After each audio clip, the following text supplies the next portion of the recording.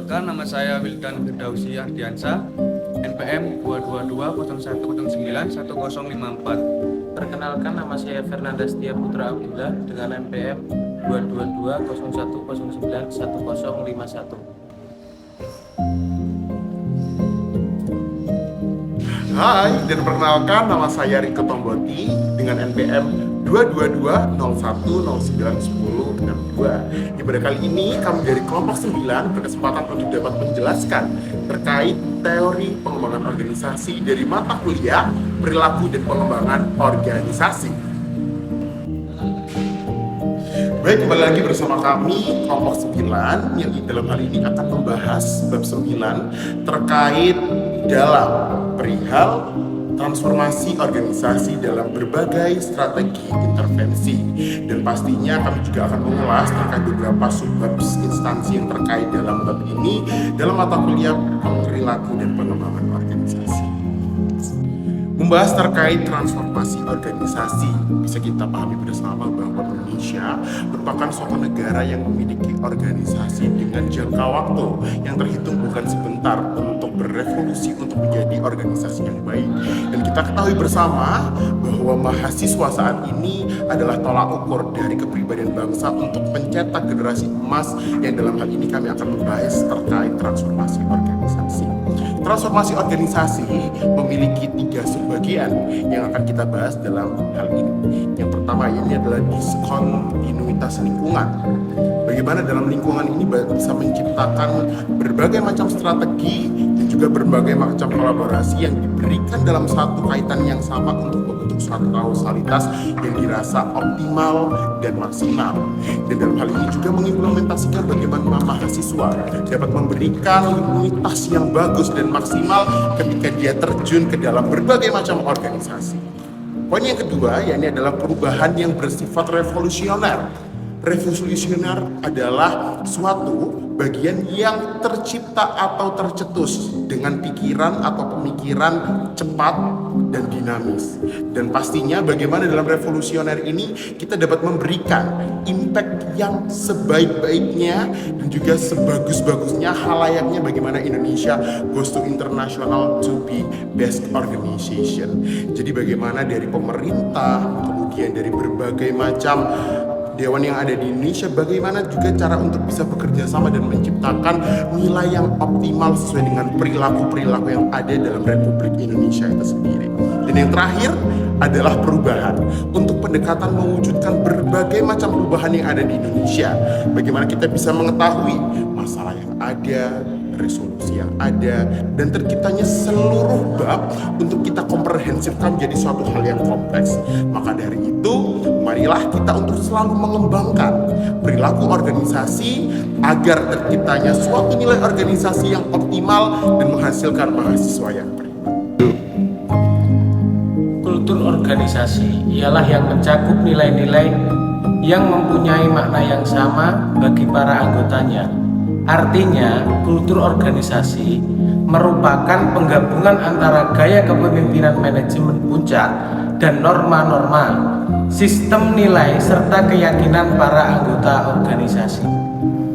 Efektivitas organisasi dapat ditingkatkan sejalan dengan ditingkatkannya kultur organisasi yang memuaskan berbagai kebutuhan para anggotanya.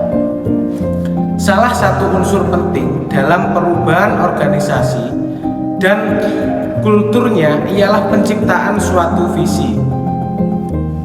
Penyebarluasan kepemilikan visi yang sama tidak terjadi dengan sendirinya, tetapi penyebaran tersebut harus dilakukan secara sadar dengan mengikuti 4 tahap sebagai berikut. Yang pertama ialah berbagi visi. Para anggota organisasi akan bermakna bagi mereka yang diyakini akan memperbaiki kondisi masyarakat. Yang kedua ialah memberdayakan individu. Para anggota organisasi perlu merasa bahwa mereka berkepentingan dalam mewujudkan visi baru itu dan bahwa mereka berpartisipasi dalam pembuatan visi tersebut. Yang ketiga ialah pengakuan kinerja. Suatu visi yang efektif harus menentukan tujuan untuk kinerja yang menantang, tetapi sekaligus menyediakan saluran umpan balik yang aktual, objektif, dan tepat waktu.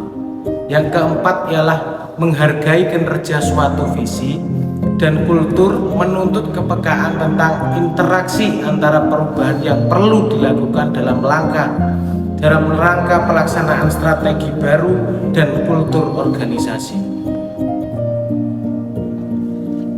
Dan saya akan menjelaskan tentang supaya terakhir dalam bab 9 ini, yakni pengelolaan perubahan strategis pada dasarnya berarti pengintegrasian berbagai bentuk intervensi strategi yang telah dibahas di muka. Artinya, menyerasikan dan menyelaraskan berbagai faktor seperti strategi organisasi, struktur, sumber daya manusia, dan lingkungan organisasi. Perubahan strategis merupakan produk upaya integrasi tersebut. Merupakan 3 cara strategi yang layak dipertimbangkan dalam pengelolaan perubahan strategis. Pertama, kembangkan citra organisasi yang diinginkan dengan menyelaraskan ketiga sistem tersebut di atas. Artinya, perubahan dimulai ide dengan suatu visi strategis tentang bentuk dan kondisi organisasi yang diharapkan terwujud. Kedua, memisahkan ketiga sistem dan melakukan intervensi pada masing-masing. Biasanya ketiga sistem itu saling menguatkan. Ketiga, buat rencana untuk menghubungkan kembali ketiga sistem setelah intervensi strategi dilakukan secara terpisah. Untuk masing-masing sistem perlu menentukan cara apa yang akan ditempuh untuk menghubungkan cepat untuk kembali. Jika menghadapi salah satu kelompok pimpinan dalam suatu organisasi harus mampu mengembangkan kultur organisasi yang inovatif yang secara filsafati dan operasional mengandung berbagai unsur seperti mengakui dan berupaya memuaskan berbagai kebutuhan para anggotanya, mendalami sejarah organisasi, mengenali pasar secara tepat, menghasilkan barang dan atau jasa yang diperlukan dan diminati oleh para pelanggan atau pengguna dalam kondisi lingkungan yang bergerak sangat dinamis dan sangat cepat. Untuk menghadapi tantangan seperti itu diperlukan transformasi organisasi, bukan sekedar pengembangan organisasi.